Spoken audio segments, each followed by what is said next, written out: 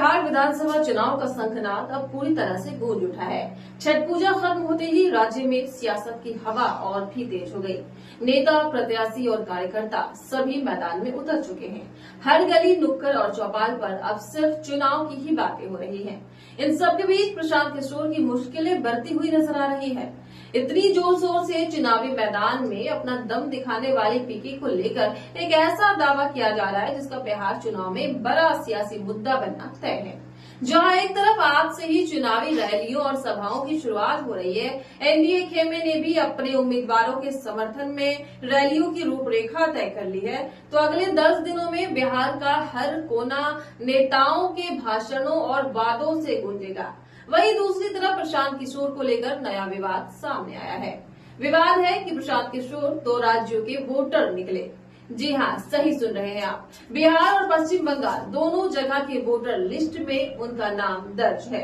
Media reports के मुताबिक पश्चिम बंगाल की वोटर लिस्ट में प्रशांत किशोर का पता 121 कालीघाट रोड, कोलकाता दर्ज है।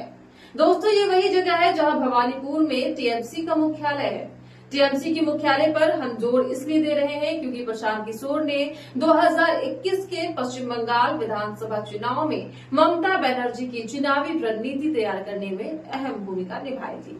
उस दौरान वहां टीएमसी के राजनीतिक सलाहकार के रूप में काम कर रहे थे। इंडियन एक्सप्रेस की रिपोर्ट के मुताबिक बिहार में प्रशांत किशोर का नाम सासाराम संसदीय क्षेत्र के अंतर्गत दर्ज है। उनका पोलिंग स्टेशन मध्य विद्यालय कुनार है और ये उनका पुश्तैनी गांव भी बताया जाता है।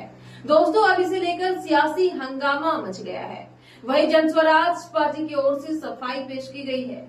जनस्वराज की ओर से जारी एक बयान में कहा गया है कि प्रशांत किशोर के पश्चिम बंगाल वाले वोटर आईडी को बंद कराने के लिए पहले से ही आवेदन दे दिया गया था।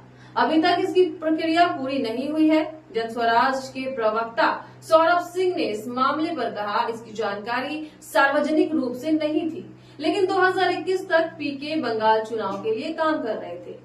ये जानकारी सभी के पास है। चुनाव आयोग का ये प्रावधान है कि अगर आप काम या व्यवसाय के लिए अपने राज्य से बाहर रहते हैं तो भी आपको वोट करने का अधिकार है। उस राज्य की वोटर लिस्ट में आप अपना नाम ऐड करा सकते हैं। इसलिए प्रशांत किशोर का नाम बंगाल की वोटर लिस्ट में शामिल है। जब 2022 में प्रशांत किशोर बिहार वापस आए तो उन्होंने चुनाव आयोग से आग्रह किया कि बंगाल की वोटर लिस्ट से उनका नाम हटाकर बिहार में शामिल कर दे। इसके लिए तब से ही आवेदन किया गया है। अब अगर ये काम चुनाव आयोग ने नहीं किया तो ये अलग बात है। अब सवाल ये उठता है कि हाल ही में पूरे बिहार में वोटर लिस्ट का इंटेंसिव रिव्यू यानी कि SIR किया गया था। उस समय से नई मतदाता सूची तैयार की गई थी। तब प्रशांत किशोर ने चुनाव आयोग के सामने ये बात क्यों नहीं रखी? जाहिर सी बात है कि 2 वोटर आईडी सामने आने के बाद प्रशांत किशोर पर सवाल उठेंगे। बिहार विधानसभा चुनाव में वोटिंग का पहला चरण 6 नवंबर को होना है। इस बीच प्रशांत किशोर से जुड़ा ये दावा ज्यादा महत्वपूर्ण हो जाता है। अगर ये बात करें कि इस पर कानून क्या कहता है तो जान लीजिए। Representation of the people act 1950 की धारा 17 के तहत कोई व्यक्ति एक से अधिक निर्वाचन क्षेत्र में पंजीकृत नहीं हो सकता। धारा 18 के मुताबिक किसी भी मतदाता का नाम एक से अधिक वोटर लिस्ट में दर्ज नहीं होना चाहिए।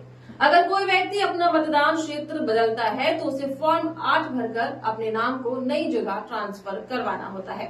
फिलहाल प्रशांत किशोर के इस मामले पर आपकी क्या राय है? कमेंट्स बॉक्स में जरूर लिखें। साथ ही साथ हमारे चैनल KNE न्यूज को सब्सक्राइब करें।